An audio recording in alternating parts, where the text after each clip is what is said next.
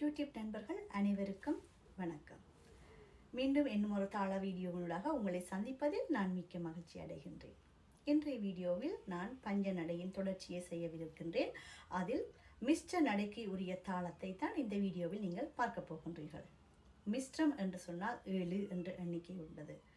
த கீட்ட தக்க தி மீ, த கீட்ட தக்க தி மீ என்ற எண்ணிக்கையோட வருகின்ற தாளம் தான் இது.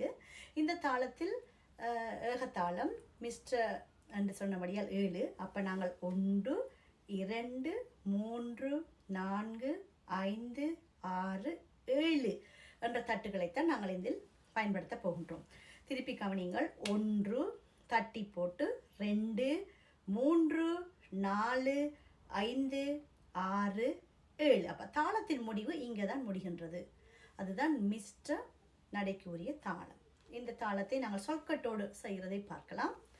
தா கீ ட, த க தி மீ. நான் தாளத்தை இப்படி எண்ணி காட்டுகின்றேன் என்றால் உங்களுக்கு விளக்கமாக இந்த வீடியோவில் தெரிய வேணும் என்றதற்காகத்தான் நான் இவ்வளவு குறுகிய வீடியோக்கள் நான் உங்களை வந்துள்ளேன். அல்லாட்டிக்கு அதை பார்க்குறது மிகவும் கஷ்டமாக இருக்கும். அது ஃபோனாக இருந்தாலும் சரி, வீடியோவாக இருந்தாலும் சரி, பெரிய வீடியோவாக அது கஷ்டமாக இருக்கும். அதனால தான் நான் தாளத்தை இவ்வாறு போட்டு காட்டுகின்றேன். இதில் ஒரு குறை இல்லை, உங்களுக்கு விளங்க வேண்டதுக்காகத்தான் அதை செய்கின்றேன். திருப்பி கவனிங்கள். தா கீ ட, த க தி மீ. ஒவ்வொரு சொல்லும் ஒவ்வொரு தட்டுக்கள் வருகின்றன. இதில் நாங்கள் 2 தரம் சொல்ல போகின்றோம் ஒரு தாளத்துக்குள். 2ஆம் காலத்தில் த கீ ட த க தி மீ, த கீ ட த க தி மீ என்றவாறு 2ஆம் காலம் அமைகின்றது. அப்போ 2ஆம் காலத்தில் நாங்கள் 2 தரம் சொன்னபடியால் 3ஆம் காலம் 4 தரம் அமைய போகின்றது. அதை கவனியுங்கள்.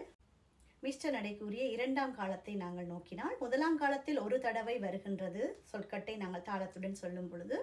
2ஆம் காலம் நாங்கள் 2 தடவை சொல்கின்றோம் ஒரு தாளத்தில். கவனியுங்கள். த கீ ட த க தி மீ, த கீ ட த க தி மீ. 3ஆம் காலம் 4 தடவை சொல்லப்படுகின்றது. அதையும் கவனியுங்கள். த கீட்ட தக்க திமி, த கீட்ட தக்க திமி, த கீட்ட தக்க திமி, த கீட்ட தக்க திமி தாம். இது எல்லாம், அதாவது ஒவ்வொரு தாளத்துக்கும் எவ்வாறு அமைகின்றது என்பதை காட்டுகின்றது. அதாவது 1வது காலத்தில் ஒரு தடவையும், 2ஆவது காலத்தில் 2 தடவையும், 3ஆவது காலத்தில் 4 தடவையும் நாங்கள் அந்த சொல்லை சொல்லுகின்றோம்.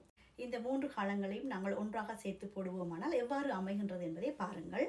தா கீ ட, தா க தி மீ, தா கீ ட த க தி மீ, தா கீ ட த க தி மீ, த கீ ட த க தி மீ, தா கீ ட த க தி மீ, த கீ ட த க தி மீ, த கீட்ட தக்க திமி, த கீட்ட தக்க திமி, த கீட்ட தக்க திமி, த கீட்ட தக்க திமி, த கீட்ட தக்க மீ, த கீட்ட தக்க திமி, த கீட்ட தக்க திமி, த கீட்ட தக்க திமி தாம் என்றவாறு மிஸ்ர நடைக்குரிய தாளம் அமைகின்றது.